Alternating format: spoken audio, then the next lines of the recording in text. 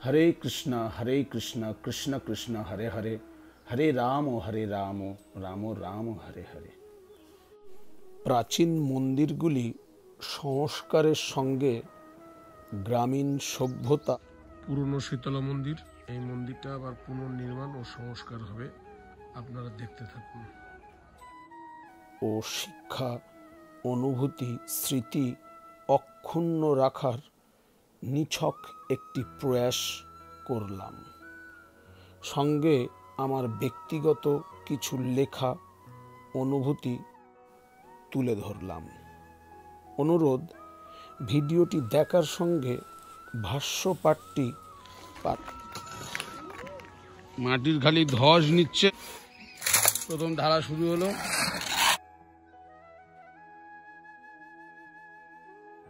মিস্ত্রিরা কত ফুট খোলা আছে ওপর থেকে? 12 ফুট। আপনারা কোনো জায়গায় খুলেছেন এরকম কলমের পকেট 12 ফুট? হলে অবশ্যই মনোসংযোগ করবেন। খুলে যেতে পারে এক নতুন দিগন্ত, বদলাতে পারে দেখার দৃষ্টিকোণ। খুঁজে পেতে পারেন মন্দিরের অরিজিনাল থেকে পুকুরের নিচ পর্যন্ত আমরা 12 ফুট ডিপ করেছি। এই যে কলমটি দেখছে, এই কলমটি আরও নিচে 5 ফিট আছে এবং এই 5 ফিটের এতে আপনারা দেখতে পাচ্ছেন 5 বাই 5 ফুট পকেট কাটা আছে এবং 12 রড 6 পিস করে আছে। আর নিচে 12 রডের জালি আছে, 6 ইঞ্চি বাই 6 ইঞ্চির জালি। 4 বস্তা সিমেন্টের ঢালাই এক একটা পকেটে। মুক্ত হওয়ার মুক্তির সোপান। ভিডিওটি পরিবার সহ দেখবেন। কাজ একটি কবিতা, আমার লেখা। কাজ তো সবাই করে, কাজ করলে হয় না কাজ। দৃঢ় সংকল্প নিয়ে কাজ করলে তবেই শুরু হয় আসল কাজ। কাজ তো সবাই করে, কাজ করলে হয় না কাজ। নিজেকে প্রতিষ্ঠিত করবই, তবেই শুরু হয় আসল কাজ। কাজ তো সবাই করে, কাজ করলে হয় না কাজ।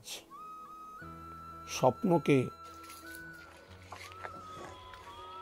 সামনে মিস্ত্রিরা আপনারা মন্দিরের কাজ করছেন, আপনারা দেখতে পাচ্ছেন যেখানে ডিজাইন হবে। আপনারা তো যে ইঞ্জিনিয়ার তাকে তো জিজ্ঞাসা করে তো করবেন। আপনারা গেঁথে দিলেন, ভাঙুন আগে সব ভেঙে আবার ফের নতুন করে শুরু করুন। এই বারান্দার সামনে যে 10 ইঞ্চি জীবিত ও বাস্তব রূপে প্রতিষ্ঠা করবই, তবেই শুরু হয় আসল কাজ।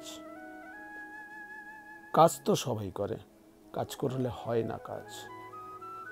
কাজকে শেখার মানসিকতা নিয়ে থাকলে তবেই শুরু হয় ভোলা মেরে পুরো দেয়াল প্লাস্টারের কাজ হয়েছে আসল কাজ। কাজ তো সবাই করে, কাজ করলে হয় না কাজ। মনকে কাজের নেশায় মত্ত করলেই তবেই শুরু হয় আসল কাজ। কাজ এই স্ট্রাকচার তৈরি করার কাজ 3টে মিস্ত্রি আজকে প্রায় 10-12 দিন করছে। উপরে সেট করা আছে, কারণ শ্রাবণ মাস 2023-এর, সবসময় বৃষ্টি হচ্ছে। মাস 5-6 ভাড়া করে নিয়েছে। তো সবাই করে, কাজ করলে হয় না কাজ। নিজেকে প্রমাণ করার তাগিদ থাকলে। মন্দিরের গম্বুজ তৈরি করার পর, এই ডিজাইনটা তোলার পরে যে দেখা যাচ্ছে যে মন্দিরের নিচের অংশ অনেক পাতলা হওয়ার জন্য ফের গায়ে মশলা খাওয়াতে হয়েছে। গড়ে প্রায় 4 ইঞ্চি হাইটের মশলা খাইয়ে তবেই শুরু হয় আসল কাজ। ড্যাম প্রুফ দেখুন, 2 ফুট করে ড্যাম প্রুফ হচ্ছে। আবার কোনো কিছু আঁকড়ে ধরার জন্যই কি জীবন, নাকি জীবনের জন্য কোনো কিছুকে আঁকড়ে ধরার প্রয়োজন? বারান্দা 8-এর রড দিয়ে ঢালাই করছে, মেঝে ঢালাই।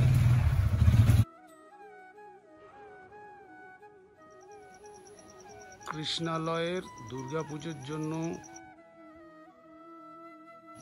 বেদির জন্য ব্যবহার করা যে ইট, সেই ইট মণ্ডপতলায় রাধা গোবিন্দ শীতলা মন্দিরের জন্য সেই ইট বেদির জন্য ব্যবহার করা হচ্ছে।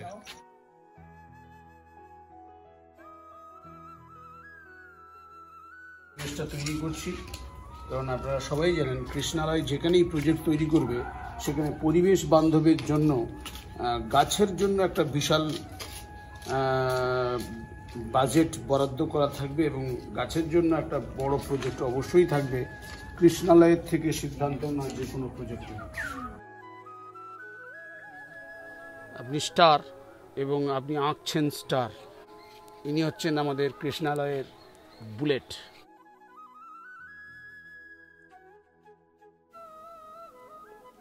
অবশ্যই ভেবে দেখবেন একবার। প্রকৃত সুখ চাওয়াই অসুখী হওয়ার মূল কারণ। একটু ভেবে দেখুন, মানুষ যা ভাবতে পারে ও কল্পনা করতে পারে, মানুষ তা বাস্তবে রূপ দিতে পারে। যা কল্পনাতে নেই তা বাস্তবেও নেই। ভেবে দেখুন একবার। শূন্য থেকে সূর্য হারানোর যে মানুষটির সদা সর্বদা মনে থাকে ভয়, সেই মানুষটি সদা সর্বদা উচিত ও সঠিক সময়ে সিদ্ধান্ত ও পদক্ষেপ নিতে বিরত রয়। নিজে ভেবে দেখুন। অর্থে কৃপণতা ব্যক্তি সমস্যা, কিন্তু কর্মে কৃপণতা ভবিষ্যৎ সমস্যা। একটু ভেবে দেখুন। আপনার ব্যক্তিগত গুণের জন্যই আপনার খ্যাতি ও অর্থনীতি সাফল্য অর্জনের প্রধান কারণ। কিন্তু এটা আপনার মাথায় রাখতে হবে যে আপনার খ্যাতি ও অর্থনীতি যেন আপনার ব্যক্তিগত গুণের পরিবর্তন না ঘটায়। অবশ্যই খেয়াল করবেন। যুক্তি ও যোগ্যতার কাছে ঈশ্বরও হার মানে। একটু ভেবে দেখুন। স্বাভাবিক বৃদ্ধি প্রাকৃতিক বৃদ্ধি, অস্বাভাবিক বৃদ্ধি ক্যান্সারের লক্ষণ। ভেবে দেখুন। জীবনের যে কোনো কঠিন পরিস্থিতি ও সংকটকে ভাবতে পারেন পরমেশ্বর আপনার প্রতিশোধ নিচ্ছে। আবার আপনি এটাও তো ভাবতে পারেন ওই একই পরিস্থিতি ও সংকট পরমেশ্বর আপনাকে বিশেষ ও ভিন্ন রূপে নির্মাণ করছে। অবশ্যই ভেবে দেখবেন। নেতিবাচক মানুষেরা মনের জ্বালা তৈরি করে দেয়, আর ইতিবাচক মানুষেরা সফলতার মালা পরিয়ে দেয়। ভেবে দেখবেন অবশ্যই। সুঅভ্যাস উন্নতির প্রথম পদক্ষেপ। দেখুন তো সত্যি কিনা। পৃথিবীর সব থেকে বড় নেশা হলো নিজেকে নির্মাণ ও গড়ে তোলার নেশা।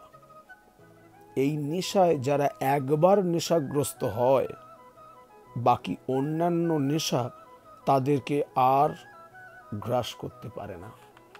অবশ্যই ভেবে দেখবেন। শুধু ভাত খেলে সম্পূর্ণ স্বাদ পাওয়া যায় না।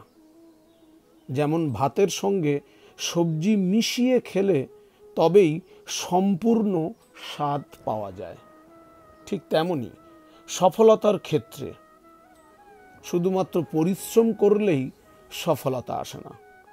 পরিশ্রমের সঙ্গে বুদ্ধি মিশিয়ে পরিশ্রম করলে তবেই সফলতা পাওয়া যায়।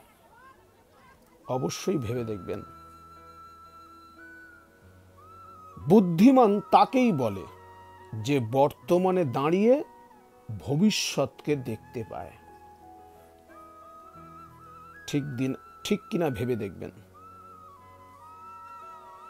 প্রত্যেকটা মানুষ নিরাপত্তা খোঁজে। নিজের নিরাপত্তার জন্য নিজের দ্বারা কর্ম ও যোগ্যতার চেয়ে নির্ভরশীল আর কে বেশি হতে পারে এই জগতে? অবশ্যই ভাববেন গভীরে গিয়ে। প্রকৃত জ্ঞানী মানুষ তারাই যাদের জীবন ধারণের জন্য এই দুইটির ন্যূনতম প্রয়োজন, খাদ্য ও অর্থ। ভেবে দেখবেন। সত্য যতই উদ্ঘাটন হবে, স্বাধীনতা ততই প্রকট হবে। নিজের মনকে প্রশ্ন করুন। Today followers, tomorrow future or leaders, but your vision and mission not clear about chapter, then your follower to you fake behavior. অর্থাৎ আজকের অনুসারী আগামীকাল ভবিষ্যৎ বা নেতা, কিন্তু আপনার দর্শন ও জীবনের উদ্দেশ্য অধ্যায় সম্বন্ধে পরিষ্কার না থাকলে তখন আপনার অনুসারীরা আপনার সঙ্গে উদ্ভট আচরণ করবে। অবশ্যই একবার ভেবে দেখবেন।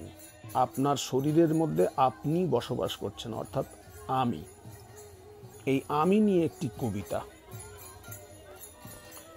আমি আমাকে চিনি না। আমার অস্তিত্ব গুটি কয়েক নিঃশ্বাস প্রশ্বাস।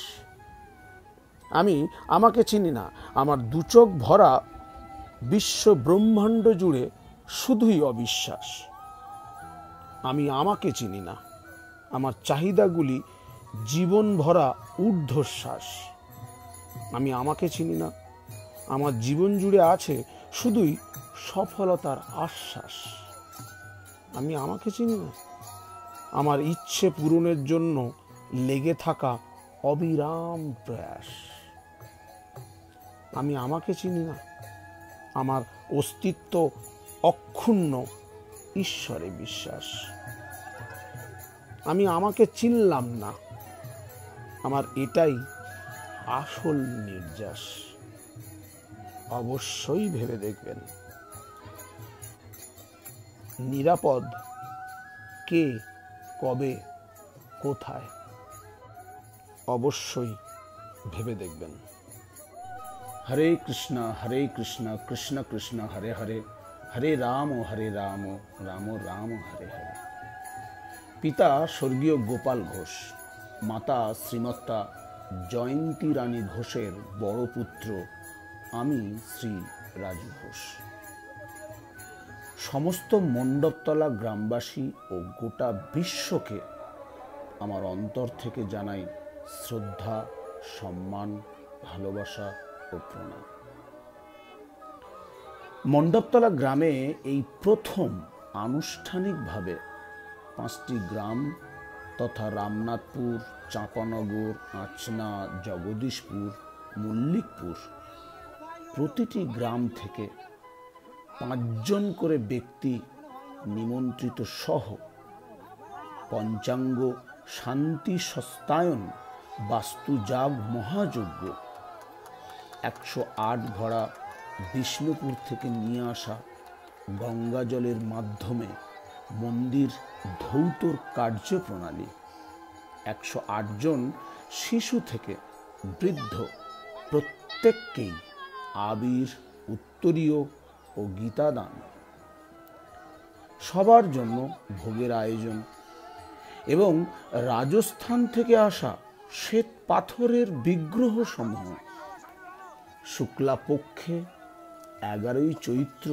1430, 25শে মার্চ 2024 দোল পূর্ণিমা তিথিতে গীতা ও চণ্ডীপাঠ সহ 7 জন পুরোহিতের পৌরোহিত্যের মাধ্যমে দোল উৎসবের আবির আলিঙ্গন ও আবির প্রদানের মাধ্যমে শ্রী শ্রী রাধা গোবিন্দ সুসজ্জিত নিজ ভূমিসহ শ্বেতপাথরের বিগ্রহ ও মন্দির সবার জন্য প্রতিষ্ঠা হইল মণ্ডপতলা গ্রামে। ভগবান স্বয়ং এই মণ্ডপতলা গ্রামে এসেছেন। তার অপরূপ দর্শনে আমাদের মুক্তি লাভ নিশ্চিত। মন্দিরে থাকা ভগবান দর্শন করা মাত্রই আপনার সূক্ষ্ম অনুভূতির মাধ্যমে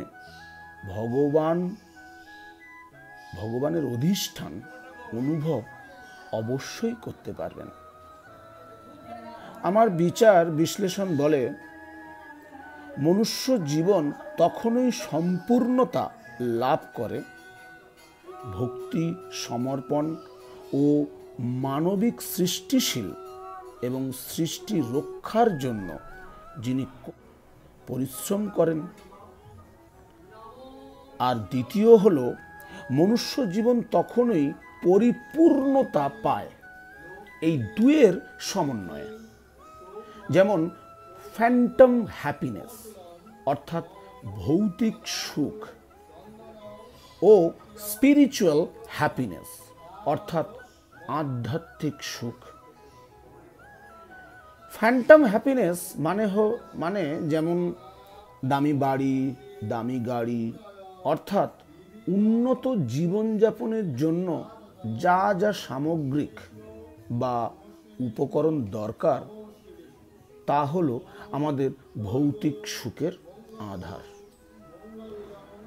আর স্পিরিচুয়াল হ্যাপিনেস মানে লোভ লালসাবিহীন জীবনযাপন, সৃষ্টির সমস্ত বিষয়কে নিঃস্বার্থভাবে সেবা প্রদান করা ও হৃদয়ে ধর্মকে ধারণ করে ভক্তি ও সমর্পণ স্বরূপ আচরণ বিধি পালন করাকেই স্পিরিচুয়াল হ্যাপিনেস অর্থাৎ আধ্যাত্মিক সুখের আধার। এই দুয়ের সমন্বয়ে মনুষ্য জীবন পরিপূর্ণতা ও সম্পূর্ণতা লাভ করে, অর্থাৎ সমস্ত চাওয়া পাওয়াকে শেষ করা। আর তখনই ঈশ্বর মনুষ্য জীবন থেকে মোক্ষ প্রাপ্তি প্রদান করে, জীবনচক্র থেকে চিরতরে মুক্তি। এটি আমার ব্যক্তিগত ধর্মীয় অনুভূতির যুক্তি। আমার স্বভাব, কার্যকলাপ, আচরণ বিধি ও জীবনের গঠনমূলক, সার্বিক ও সামাজিক সৃষ্টিশীল উন্নতির বিচার বিশ্লেষণের সিংহভাগটাই পেয়েছি আমার বাবা মায়ের জীবনী থেকে। আমি ছোটবেলায় আমার বাবাকে দেখতাম, তিনি বিভিন্ন বিষয়ে পরিচিতদের আনন্দ, খুশি ও সাহায্য করার চেষ্টা করতেন। খুব মনে পড়ে সুভদ্রা ঝিমার যখন মাথার চুল কেটে দিতেন, কাঁচি আর চিরুনি ধরাটা আজও চোখের সামনে ভাসে। আমি আমার মায়ের থেকে শিখেছি 3 জন মানুষ, অর্থাৎ আমরা 2 ভাই আর মা, মাত্র 2 পালি চাল আর 10 টাকায় কিভাবে 7 দিন থেকে 10 দিন সংসার চালাতে হয়। কৃপণতা নয়, মনুষ্য সত্তাকে বাঁচিয়ে আধপেটা খেয়ে হাসি মুখে কিভাবে দারিদ্রতাকে জয় করতে হয় মায়ের থেকে শিখেছি। কিভাবে কষ্টকর কঠিন পরিস্থিতিকে মোকাবিলা করতে হয়। তিনজনে একটি কাঁথাতে কিভাবে শীতকে জব্দ করতে হয় তাও শিখেছি মায়ের থেকে।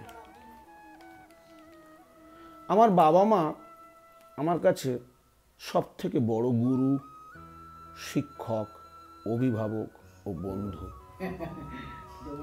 আমার জীবনের সব থেকে প্রিয় হলো আমার মা।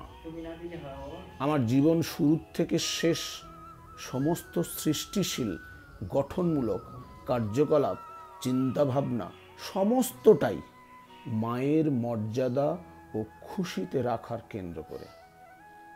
আমার ভাই, আমার স্ত্রী ও আমার ছেলে হলো আমার ভিতরে থাকা শক্তির প্রধান উৎস। এরা আমার কবচকুণ্ডল, ছায়া সঙ্গী, ঈশ্বরের বরদান, কৌতূহল, ভালোবাসা এদের থেকেই পাই। এবং আমার মধ্যে থাকা সমস্ত অস্থিরতা, কষ্ট, রাগ শোষণকারী হিসাবে কাজ করে এরা আমার জীবনে। আমার জীবিকা মোদি কেয়ার কোম্পানি ও মোদি কেয়ারের মধ্যে থাকা সমস্ত গুরুজনেদের দর্শন আমাকে সমস্ত দিক থেকে বিকশিত হতে সাহায্য করেছে। আমার সমস্ত মোদি কেয়ার টিম মেম্বাররা আমার জীবনের বেশিরভাগ ইচ্ছাগুলোকে বাস্তবায়িত করতে সাহায্য করেছেন। খেতে না পাওয়া দরিদ্র পরিবারের জন্ম আমার। বাবা মায়ের আশীর্বাদ ও ভগবান গোবিন্দের কৃপাতে উন্নত আরামদায়ক জীবনযাপনের জন্য যে যে সামগ্রিক বা উপকরণ দরকার, তার সঙ্গে কৃষ্ণালয়ের মতো উন্নত স্বপ্নের বাসভবন পেলাম যখন, তারপর থেকে কে যেন আমার কানে কানে বলতে লাগলো যে তোমার তো স্বপ্নের বাড়ি হলো, ঠিক তেমনি আমার বাড়িটি তুমি নিজে দাঁড়িয়ে দায়িত্ব সঙ্গে দাঁড়িয়ে থেকে তৈরি করে দাও। ভগবান গোবিন্দ যেন বলছেন আমাকে। এমন অনুভব হতে লাগলো আমার। নিজ ভূমিতে আমার ঠিক কৃষ্ণালয়ের মতো বাড়ি চাই। ওই একই আলোকসজ্জা, বাগিচা, বাড়ির রং, মার্বেল, কৃষ্ণালয়ের ডিজাইন সব তোমার করে দিতে হবে, এমন আবদার আমার পিছু ছাড়ছিল না। তার সঙ্গে আমার নিজের নেওয়া একটি প্রতিশ্রুতিও ছিল যে আমার নিজের কষ্টার্জিত উপার্জন 100% মধ্যে 40% মানুষের জন্য তথা সৃষ্টির উদ্দেশ্যে খরচ করব। এই সমস্ত চিন্তা ভাবনা থেকে কি করা যায় ভাবছিলাম। টাকা বাইরে বা কোনো ধর্মীয় সংগঠনে দান করলে অনেক নাম হবে, সম্মান ও স্ট্যাটাসও পাবো। এমন অনেক জায়গা থেকে আমার কাছে প্রস্তাবও এসেছিল দানের জন্য, কিন্তু না, আমি যে গ্রামে জন্মগ্রহণ করেছি সেই গ্রামেই তো করা যায়। এবং আমার ছোটবেলা থেকে মনে একটা প্রশ্নও ছিল যে এই মণ্ডপতলা গ্রামে শুনেছি অর্থশালী ধর্মীয় গুণীজনেদের বসবাস ছিল। নিজ ভূমি সহ আমাদের আরাধ্য ভগবান শ্রী গোবিন্দ তথা শ্রী শ্রী রাধা কৃষ্ণের গোটা গ্রামবাসীর তথা সবার উদ্দেশ্যে মঙ্গল কামনা ও উপাসনা করার জন্য নির্দিষ্ট করে কোনো মন্দির প্রতিষ্ঠা নেই কেন? আমি দেখেছি বা শুনেছি কোনো গ্রামে বা শহরে অর্থশালী ধর্মীয় গুণীজনেরা বাস করলে তারা তাদের কিছু নিদর্শন রেখে যান, যেমন স্কুল, কলেজ, হাসপাতাল, মন্দির, এমন নানান স্থাপত্যের উপর যা মানুষের উদ্দেশ্য সাধনের জন্য। এমনিতে আমি ছোটবেলা থেকেই, মনে পড়বে কি মনে আছে কি জানি না, ছোটবেলা থেকেই আমার সামর্থ্য অনুযায়ী আমার বাড়ির আশেপাশের রাস্তাঘাট, ইলেকট্রিক পোস্টে লাইট, নতুন দিগন্ত শুরুর ভিন্ন ব্যবসায়িক উদ্যোগ, এগুলো করতাম গ্রামের জন্য। কিন্তু মনে মনে ভাবতাম, জীবনে যদি অনেক টাকা কোনোদিন উপার্জন করি, মণ্ডপতলা গ্রামকে এমন কিছু দিতে হবে যা যুগ যুগ মানুষের জন্য থেকে যাবে। নামের জন্য নয়, গ্রামের জন্য করার খুবই ইচ্ছা ছিল। নামের জন্য হলে ভারতের মধ্যে থাকা বহু আন্তর্জাতিক সব বড় বড় ধর্মীয় সংগঠন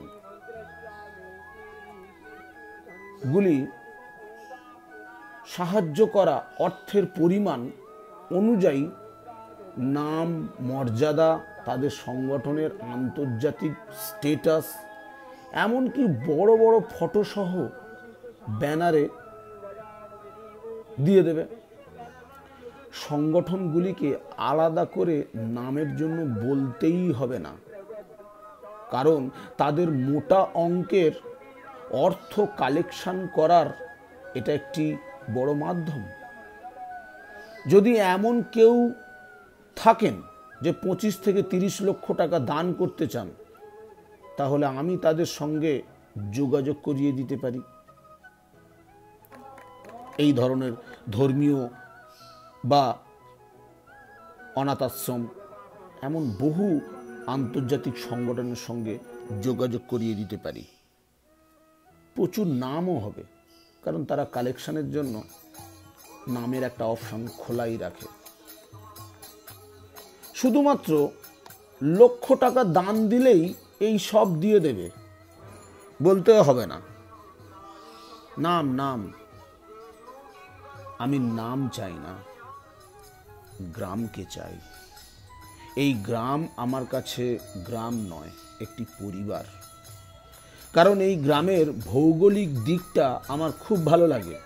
এই গ্রাম থেকে অন্য কোনো গ্রাম বা শহরে যাওয়ার তেমন কোনো রাস্তা না থাকায় বাইরের মানুষজনের তেমন কোনো আনাগোনা নেই। শুধুমাত্র আমরা কয়েক ঘর, দেবনাথ, ঘোষ আর ব্রাহ্মণরা কয়েক ঘর। দারুণ, আমরা একটা পরিবার। তাই আমার মাথায় প্রথম চিন্তা আসে যে গ্রামের সব মন্দিরগুলো সংস্কার করব আমার সামর্থ্য অনুযায়ী। তাই প্রথম ধর্মরাজ মন্দির সহ পার্কের স্বপ্ন দেখলাম। তারপর হরিবাসর, তারপর পঞ্চানন, শীতলা মন্দির, এগুলো নিয়ে ভাবতে গিয়ে আমি একটা বিষয়ে অবাক। কোনো মন্দিরের নিজস্ব লিখিত ও মন্দির ও দেবতাদের প্রথমে কে উদ্যোগী হয়ে প্রতিষ্ঠা করেছেন তার নাম, শুরুর ইতিহাস পাওয়া যাচ্ছে না সঠিক প্রমাণসহ। মন্দিরগুলি খাস জমি, পুকুর পাড়ে, গ্রামের ম্যাপের রাস্তার উপরে, এমন সব অবস্থা। প্রথমে ভাবলাম এগুলো প্রত্যেকটি দেবতার নামে লিখিত উইল সহ তার জায়গায় তার মন্দির।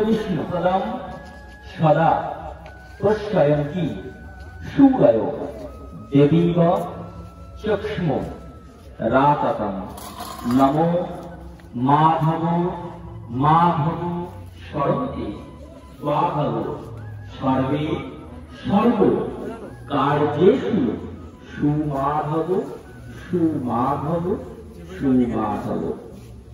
শাণ্ডিল্য গোত্রে অধিকারী স্বর্গীয় গোপাল ঘোষের সুপুত্র রাজু ঘোষ যে গ্রামে বাস করে সে গ্রামের নাম মণ্ডলতলা।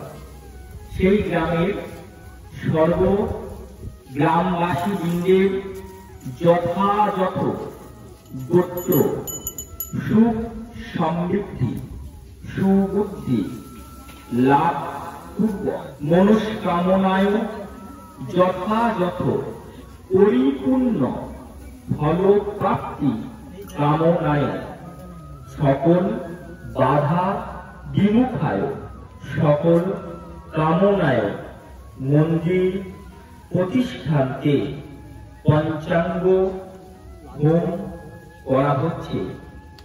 এই এখনো পর্যন্ত এই মন্দির প্রতিষ্ঠাতে যে সকল কীট পতঙ্গের মৃত্যু ঘটিয়াছে এবং তৃণর মৃত্যু ঘটিয়াছে তাদের আমরা সকলে ক্ষমা প্রার্থী এবং এই মন্দিরে যে দেব দেবী বসবাস করে সেই সকল দেবদেবীর কাছে শরণাপন্ন। আমার দ্বারা বা আমাদের দ্বারা এই সকল কর্মে যদি কোনো ভুল ত্রুটি হইয়া থাকে তাহলে নিজ গুণে ক্ষমা করবেন। তাই ঈশ্বরের সকলে ক্ষমা প্রার্থী। আমি তারপর থেকে শুরু করি আমার ধর্মীয় কার্যকলাপ। আর কৃষ্ণালয়ের নাম, বাড়ির রং, ডিজাইন, লোগো এগুলো আমার নিজস্ব অনুভূতি, ভগবানের আবদার। আমি রাজু ঘোষ বর্তমান ও ভবিষ্যতে এই ধরনের সংস্কারযুক্ত কাজ করি, অবশ্যই কৃষ্ণালয়ের আদলেই তৈরি হবে। জীবনযাপন অতি সাধারণ আর যোগ্যতায় হয়ে ওঠো অসাধারণ। আমি সর্বদা এই লাইন দুটোকে মাথায় রেখে সমস্ত সৃষ্টিশীল কাজের সিদ্ধান্ত ও পদক্ষেপ নিয়ে থাকি। যেমন খাওয়া দাওয়া অতি সাধারণ, প্রাণ হত্যার বিরুদ্ধে তাই সম্পূর্ণ নিরামিষ। পোশাক পরিচ্ছদ অতি সাধারণ, বিলাসিতার সমস্ত সামগ্রিক উপকরণ থাকার পরেও অতি সাধারণ লোভ লালসাবিহীন জীবনযাপনে ভীষণ আনন্দ লাগে, পছন্দও করি। আমি পৃথিবীর বিভিন্ন দেশে প্রায় 17টি কান্ট্রি ঘুরে এসেছি। এশিয়া মহাদেশ প্রায় সম্পূর্ণ। সিঙ্গাপুর, মালয়েশিয়া, থাইল্যান্ড, হংকং, চীন, চীনের মধ্যে বেজিং, সাংহাই, তুরস্ক, দুবাই, এমন 17টি দেশ ঘুরেছি। পৃথিবীর অনেক নামি দামি সংস্থার ফ্লাইট অর্থাৎ প্লেনের পরিষেবা ও নামি দামি 5 স্টার হোটেলে থেকেছি, খেয়েছি। পৃথিবীর অনেক আশ্চর্য হেরিটেজ ও প্রাকৃতিক দৃশ্য দেখেছি। অনেক যশ, ধনী ও খ্যাতিবান মানুষের সান্নিধ্য পেয়েছি, কিন্তু তবুও মনে হয়েছে আমার গ্রাম আর গ্রামের মানুষ আমার কাছে স্বর্গের অনুভূতি প্রদান করে।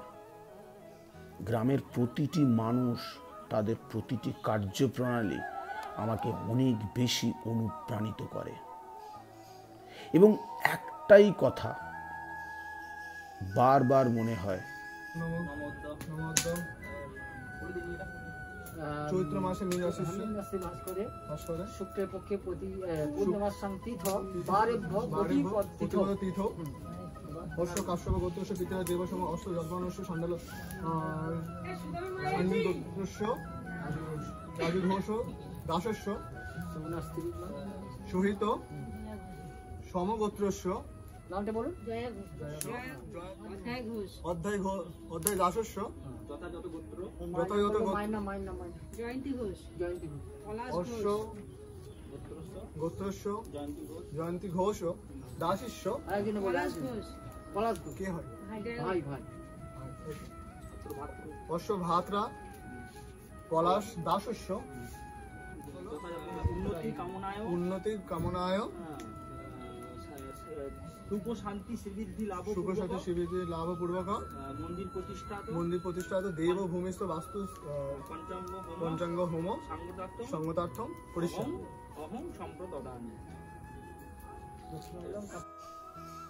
বহির্মুখী না হয়ে অন্তর্মুখী হওয়া খুবই প্রয়োজন। শ্রেষ্ঠত্ব অর্জন করার থেকে উত্তম হয়ে ওঠার প্রয়াস খুবই প্রয়োজন। আমি দিতে এসেছি, কোনো কিছু নিতে আসেনি। আমার জন্ম মণ্ডপতলা গ্রাম বা মণ্ডপতলা গ্রামে। এই গ্রাম আমাকে দিয়েছে সামাজিক সুশিক্ষা ও এক গুচ্ছ মধুর স্মৃতির ভাণ্ডার, যা থেকে আমি সৃষ্টিশীল গঠনমূলক ভাবনা চিন্তার রুচিবোধ ও উদার মানসিকতা, দায়িত্ব কর্তব্য জ্ঞান, সাহায্যকারী মনোভাব, সৃষ্টি ও সৃজনশীল কাজে উদ্যোগী হওয়া, সাহায্যকারী মনোভাব, স্বপ্ন দেখতে শেখা, পরিশ্রমী হওয়া, সহজ সরল মনোভাব, সত্যের পথ অনুসরণ করা, প্রতিশোধ নয় ক্ষমা করতে শেখা, ধর্মীয় আচরণবিধি, এমন নানান বিষয়ের উপরে শিক্ষা গ্রহণ করেছি এই গ্রামের ছোট থেকে বড় ও বৃদ্ধ জনেদের থেকে। আমার জীবন গড়ার জন্য আমার মামার ভূমিকা অনেকটা। স্বর্গীয় গদাধর ঘোষকে আমি আমার ছোটবেলায় নিজের চোখে দেখেছি। মামা দান ধ্যান করতেন, সমাজসেবামূলক কাজ, অসহায়দের সাহায্য করা, বিশেষ করে ধর্মীয় আচরণবিধি মণ্ডপতলা গ্রামের মাটির হরিবাসরটিকে পাকা করেছিলেন। হরিবাসরের পিছনে ফুলের বাগান তৈরি করেছিলেন। হরিনাম সংকীর্তন সহ মহোৎসব করতেন। আমার ভালো মতো মনে আছে, মাটির হরিবাসরটি যখন পাকা হচ্ছিল তখন আমি সম্ভবত 8 থেকে 9 বছর বয়স। হরিবাসর পাকা করার কাজে শুরুর থেকে শেষ পর্যন্ত ইট, গাঁথনির মশলা, জল, স্বর্গীয় গোপাল মিস্ত্রি ও স্বর্গীয় নিরাপদ ঘোষ ওনাদের সঙ্গে কাজ করেছিলাম। এই মন্দির সংস্কার করার বীজ আমার মামা আমার মনের মধ্যে বুনেছিল, আমার মনের অজান্তে। আমার মামা আমার কাছে এক মহান আইকন। ছোট থেকে ভাবতাম বড় হয়ে মামার মতো হব। এছাড়াও এমন অনেক মহান শিক্ষার বীজ এই গ্রামের মহান মানবদের থেকে নিয়েছি। যেমন স্বর্গীয় অমূল্য ঘোষের প্রতিদিনের গীতা পাঠ সুভদ্রা ঝিমার মাটির ঠাকুর ঘরে। এখান থেকে ভক্তি ও অধ্যবসায় শিখেছি। অমরদা অর্থাৎ অমর ঘোষের অভিভাবকতার সঙ্গে দায়িত্ব ও ভক্তি সহকারে কালী পূজা করতে দেখেছি দেদার আয়োজনের সঙ্গে। গুণসিন্ধু ঘোষের বাড়ির লক্ষ্মীনারায়ণ পূজা দেখেছি। গণেশ ঘোষের মায়ের বিশাল আয়োজনের সঙ্গে বৃহৎ স্বর্গ শ্রাদ্ধানুষ্ঠান দেখেছি। মধুদার বাড়িতে প্রথম সাদা কালো টিভি দেখার অনুভূতি, কৃষ্ণা মাসির বিয়েতে বিশাল রাজকীয়ভাবে ডায়মন্ড হারবার সাগরিকাতে নিমন্ত্রণ খেতে যাওয়া, এই সমস্ত দৃশ্য ও ঘটনাগুলি আমার স্বপ্ন ও রুচি নতুনত্ব বোধের জন্ম হয়েছে এখান থেকেই। নিতাই ঘোষের বড় বড় ধানের গাদা বড়লোক হওয়ার নেশা তৈরি করেছে। নিরাপদ চক্রবর্তী অর্থাৎ ভন্টু ঠাকুরের মধুর মিষ্টি কথা যা শুনলে প্রাণ জুড়িয়ে যায়। এখান থেকে শিখেছি পৃথিবীর সব থেকে মিষ্টি জিনিস হলো মানুষের মুখের কথা, যা কতটা মানসিক শান্তি দিতে পারে। গ্রামের বিচার সালিসি দেখতাম নিরপেক্ষ কাকে বলে। মনের অজান্তে ব্যবসার বীজ বপন হয়েছিল ছোটবেলার দেখা কিছু দৃশ্য থেকে। যেমন মনোরঞ্জন ঘোষ যখন ঘোল বিক্রি করে আসার পর দেখতাম অনেক খুচরো পয়সা সহ টাকা গুনত, বাড়ির জন্য অনেক খাবার কিনে আনত। পাড়ার স্বর্গীয় সুধীর দেবনাথের মুদিখানাতে দোকানে যখন যেতাম, স্বর্গীয় শ্যামাচরণ ঘোষের বাড়ির দোকানে যখন যেতাম আর দেখতাম পাকা বাড়ি তৈরির জন্য সব সময় কাজ করছে মিস্ত্রিরা, তখন মনে মনে বুঝতাম, ও দোকান বা ব্যবসা থাকলে তাহলে বড়লোক হওয়া যায়, ভালো খাওয়াও হবে। স্বর্গীয় হরগোবিন্দ ঘোষকে দেখতাম যে প্রায় সময় ওনাকে বিভিন্ন জায়গা থেকে বেশ রুচিশীল মানুষজন খুঁজে আসতেন এবং তারা ওনাকে বেশ সম্মানও করতেন। আর দেখেছি মামার মধ্যে একটা আভিজাত্যের ছটাও বইত, কারণ সাদা চওড়া পাড়ের মার দেওয়া ধুতি ও পাঞ্জাবি পরতেন উনি যখন কোথাও যেতেন। আমার কাছে ধুতি পাঞ্জাবি পরা আইকন স্বর্গীয় হরগোবিন্দ ঘোষ। সেই তখন যে মাথার মধ্যে ঢুকে গেল, বড় হয়ে আমিও মামার মতো কাজ করব আর ধুতি পাঞ্জাবি পরব। বিভিন্ন জায়গা থেকে আমাকে অনেক মানুষ খুঁজে আসবে, সম্মান করবে। এই সমস্ত বিষয় থেকে নিজেকে গড়ে তোলার শিক্ষা পেয়েছি। আর মধুর স্মৃতির কথা বা ভান্ডার, প্রথমেই গণেশ ঘোষের বাঁশবাগান আমার জীবনে সব থেকে বড় স্মৃতি। সুভদ্রা ঝিমার মাটির ঠাকুর ঘর, পূজা দিতে না দিতেই বাতাসা চুরি। মণ্ডপতলা গ্রামের প্রায় প্রতিটি পুকুরে ঘন্টার পর ঘন্টা ধরে টুকটুক করে ডোবা ও পুকুরের জল ঘুলিয়ে কাদা করা, তার সঙ্গে লুকিয়ে মাছ ধরা। খেজুর গাছের রস ও খেজুর পাড়া, প্রতিদিন ড্রিঙ্ক করে আসা কিছু রিয়েল কমেডিয়ানের কমেডি দেখা, সে এক অভূতপূর্ব প্রায় প্রতিদিনের বিষয় ছিল। মাঠে গরু চড়ানো, গোবর কুড়ানো, বটগাছে আন্দুল খেলা, বড় পুকুরে স্নান করে বাড়ি ফেরা, এটা প্রতিদিনের রুটিন ছিল। আজও এগুলো মনে করলে অমৃত জীবন উপভোগ হয়। ধর্মরাজ মন্দিরের চরক মেলার গাজন গান আর মুখের সমস্ত শক্তি দিয়ে বাঁশি বাজানো দারুণ। হরিবাসরের পুকুরে দেদার ভাগিদারদের মাছ বঁটি দিয়ে টুকরো টুকরো করে কেটে মাছ ভাগ করাকে দেখতাম। শীতকালের কাঁথার অভাব ও পাড়ার বড় লোকেদের বাড়ি ডাকাতির ভয় পিছু ছাড়ত না। মাটির মেঝের প্রাইমারি স্কুল, মিনি কাগজ ওড়ানো, পাউরুটি খাওয়ার মজা, অজিত বন্দ্যোপাধ্যায় ও কৃষ্ণা ঘোষের বাড়িতে টিউশন পড়তে যাওয়া, ঋষিকেশ ব্রাহ্মণের সন্ধ্যার আড্ডায় বিভিন্ন ধরনের ভূত ও ঠাকুর দেবতার গল্প শোনা এ প্রায় প্রতিদিনের। কালী পূজাতে রাত জেগে চট পেতে কাঁথা মুড়ি দিয়ে বাবু সোনাদের খামারে বা হরিবাসরে রাত জেগে ভিডিও দেখা দারুণ মজা।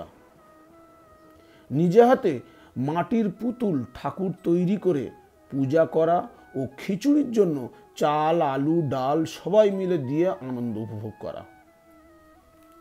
একসঙ্গে দল বেঁধে মাঠ দিয়ে হেঁটে বিদ্যাধরপুর হাই স্কুল যাওয়া। এই গ্রামের মাটির বাড়ি, মাটির রাস্তা, মাটির গন্ধ আজও আমার মনে আছে। এমন আরও মনে না পড়া অজস্র স্মৃতি আমাকে আকর্ষণ করে, আমাকে টানে। এই মধুর স্মৃতির জালে আমি বন্দী।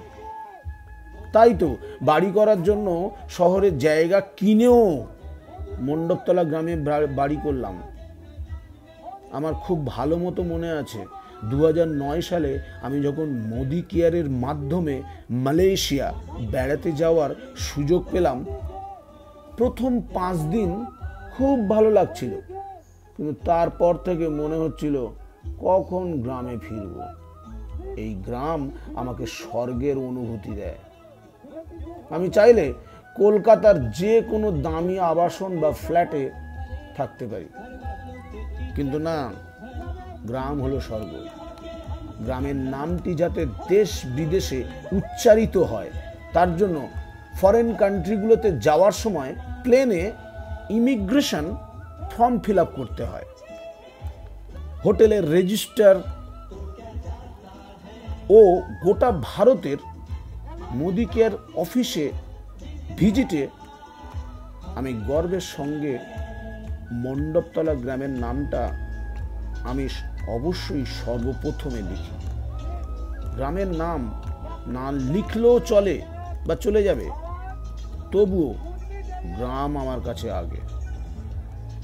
এই গ্রামে আমার মায়ের জন্ম, তাই আমি আমার কর্মসূত্রে অনেক জায়গায় গেছি, কিন্তু এই গ্রামের কয়েকটি বিষয়ে আমি দেখেছি যে এই গ্রামের মানুষজন ভীষণ পরিশ্রমী, পরিষ্কার পরিচ্ছন্ন, সহজ সরল জীবনযাপন, সাহায্যকারী মনোভাব এবং প্রত্যেকেই নিজ কাজে ব্যস্ত রাখেন, কিন্তু সবাইকে খেয়াল রাখেন। কোনো বিষয়ে অতিরিক্ত গোঁড়ামি নেই। ধর্মীয় অনুভূতি, ধর্মপ্রাণ মানুষ এই গ্রামে বসবাস করেন। এটি গ্রাম হলেও আমার কাছে পরিবার। আমি গর্ববোধ করি এই গ্রামের জন্মগ্রহণ করে। তাই এই গ্রামের জন্য কিছু করতে সর্বদা ইচ্ছা হয়। গ্রামের সম্মান ও আভিজাত মর্যাদা গৌরবময় করে তোলার জন্য, সেই জন্যই তো সুসজ্জিত দোল উৎসব, দুর্গাপূজা, কুমারী পূজা, ব্লাড ডোনেশন ক্যাম্প, স্বাধীনতা দিবস পালন, সিসি ক্যামেরা সহ ইন্টারনেট পরিষেবা, হাই ভোল্টেজের জেনারেটর সহ কৃষ্ণালয়ের মতো বাড়ি, কৃষ্ণকানন সবজি ও ফুলের বাগান, গ্রাম থেকে 4 হুইলারে অফিস মেনটেন, উন্নত মানের আধুনিক সুসজ্জিত মন্দির এবং গোটা গ্রামের সমস্ত মন্দিরগুলো পুনঃসংস্কার করার ডাক দেওয়া। আসুন আমরা প্রত্যেকেই এই গ্রামের কাছে দায়বদ্ধ। এই গ্রামে থেকেই স্বর্গ সুখ উপভোগ করি। পরের প্রজন্মের কাছে এক দৃষ্টান্ত স্থাপন করি। আমার ব্যক্তিগত অনুভূতি তুলে ধরেছি গ্রামকে নিয়ে। ব্যক্তিগতভাবে কাউকে আঘাত করা, ছোট করা, অনুভূতি ও বিশ্বাসকে নষ্ট করা আমার উদ্দেশ্য নয়। মনের অজান্তে যদি কোনো ভুল করে থাকি বিন্দুমাত্র বিষয়ে, কারণ অনেকের নাম আমি ব্যক্তিগতভাবে উচ্চারণ করেছি, তাদের জীবন দর্শন থেকে আমি আমার জীবন তৈরির জন্য ইতিবাচক শিক্ষা গ্রহণ করেছি, আমার বিন্দুমাত্র অজ্ঞতার জন্য কোনো ভুল করে থাকলে আমি প্রত্যেকের কাছে, ছোট থেকে বড় প্রত্যেককেই নিজ গুণে ক্ষমা ও মার্জনা করে দেবেন আমাকে। আমি আপনাদের পরিবারের একজন। আমি দিতে এসেছি, কোনো কিছু নিতে নয়। সবাই ভালো থাকবেন, সবাইকে ভালো রাখবেন, এই আশা মিনতি প্রার্থনা রাখি আপনাদের কাছে। সুঅভ্যাস উন্নতির প্রথম পদক্ষেপ। ধন্যবাদ। হরে কৃষ্ণ কৃষ্ণ কৃষ্ণ হরে হরে, হরে রাম রাম রাম হরে হরে। নমস্কার বন্ধুরা,